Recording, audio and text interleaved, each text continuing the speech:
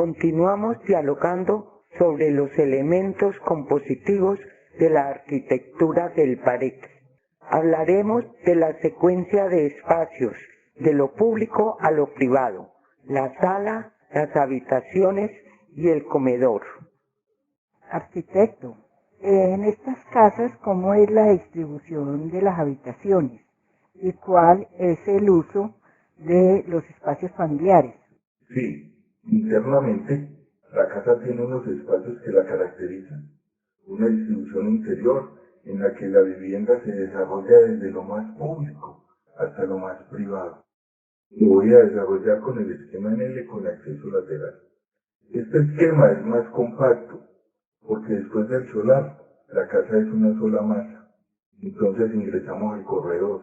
Inmediatamente en el primer cuarto encontramos la sala.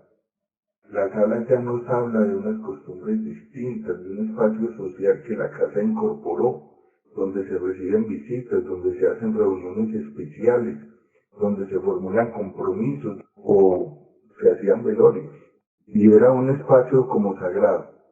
Ese espacio estaba vetado para los miembros de la casa, porque allí estaba dispuesto lo mejor de la familia para sugerir su estatus económico. Entonces no era un sitio para que los niños entraran a jugar, ni que la gente lo utilizara en el día a día. Era un sitio para mostrarle al visitante, digamos, la categoría social de la familia. Enseguida de esa sala, generalmente encontramos la habitación de los padres.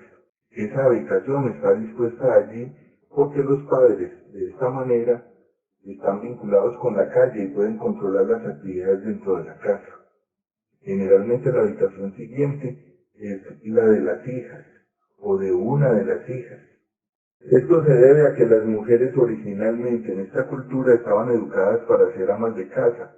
Entonces eran unas habitaciones impecables, pues casi que mostraban la educación de la niña como una futura ama de casa, pues además mostraba qué tipo de niña era y cuáles eran sus aptitudes. Aunque algunas veces ocurría que los padres, para evitar que las hijas salieran por las noches a visitar muchachos, intercambiaban las habitaciones. Dejaban que la primera habitación fuera para la niña en edad ya de tener un noviecito, y ellos se pasaban a la segunda habitación. Así ella, a través de la puerta-ventana o tribuna, podía recibir las visitas de su enamorado sin necesidad de salir de la casa. Digamos que el cuarto siguiente, si había un hombre en la casa, estaba destinado para el hombre. Ahora, si la capacidad económica de la familia lo permitía, y eran dos hijas, entonces tenían 2 cuartos. Si eran 2 hijos, entonces tenían 4 cuartos. Es decir, para las 2 hijas, para los 2 hijos. Eran numerosas porque inicialmente en el campo era una necesidad. Se necesitaba una mano de obra para realizar las actividades, se necesitaba un capataz, que era al mismo tiempo el padre de la familia. Por eso digamos que en sus orígenes esta cultura era patriarcal. El padre era patrón y las cosas funcionaban siempre y cuando los hijos, que eran como la mano de obra, acataran al padre. De la misma manera que todo el funcionamiento de la casa dependía de la madre. Que se estaban entrenando porque en la cultura esa era la valoración que existía. Ver qué tan buenas madres, qué tan buenas amas de casa podían ser las niñas. En cambio a los hombres se les permitía salir porque en esta cultura la pequeña propiedad requería de la mano de obra familiar para lograr ser productiva. Pero llegaba un momento en que necesitaba expulsar miembros de la familia. Cuando sacaba a los hombres para que buscaran sus propias familias, las mujeres en cambio permanecían al lado del padre y al lado de la madre. Los hombres eran los que podían salir. Solamente cuando se casaran. Entonces el destino de las mujeres era estar al lado de los padres. Después, si no se habían casado, pasaban a depender de los hermanos. Y si se casaban, pasaban a depender de los esposos.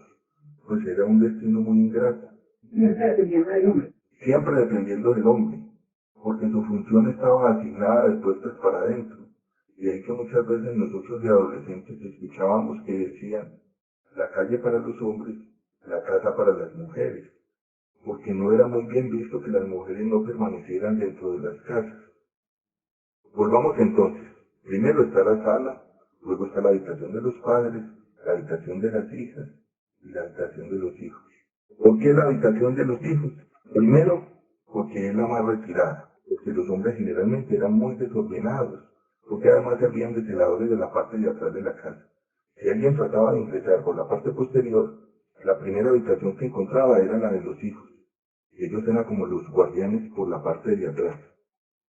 En ese punto se terminaban las habitaciones y empezaba el comedor. El comedor era un espacio exclusivo para esa actividad. Ya también se hablaba entonces de una vida más urbana. Ya existía un sitio para que la familia se reuniera a recibir visitas a horas de comida, para invitar gente a comer.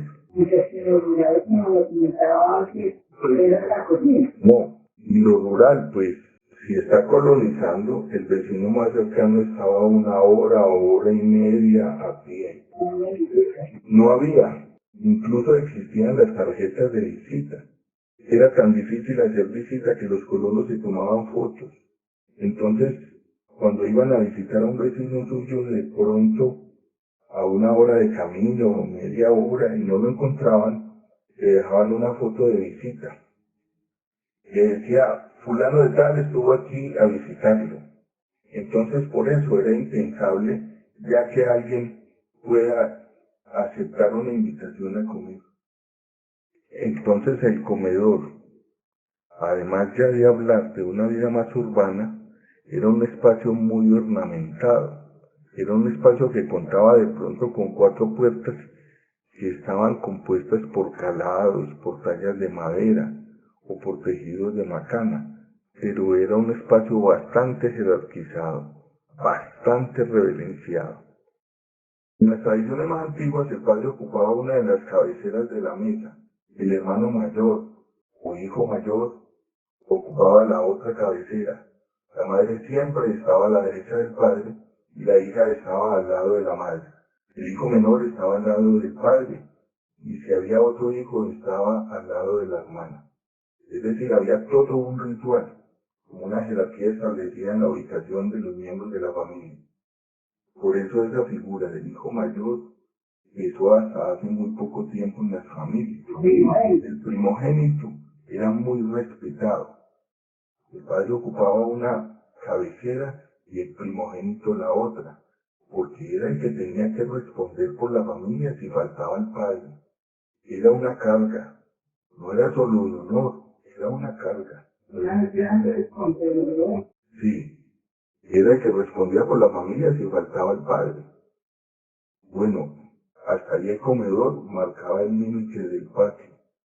O sea, el patio estaba relacionado con el corredor, con la sala, con los cuartos y con el comedor. Ahí finalizaba.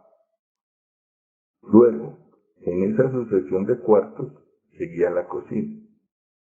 En nuestra próxima 6ª emisión hablaremos de los espacios de la cocina, los baños y el lavadero. Proyecto apoyado por el Ministerio de Cultura, Programa Nacional de Concertación Cultural.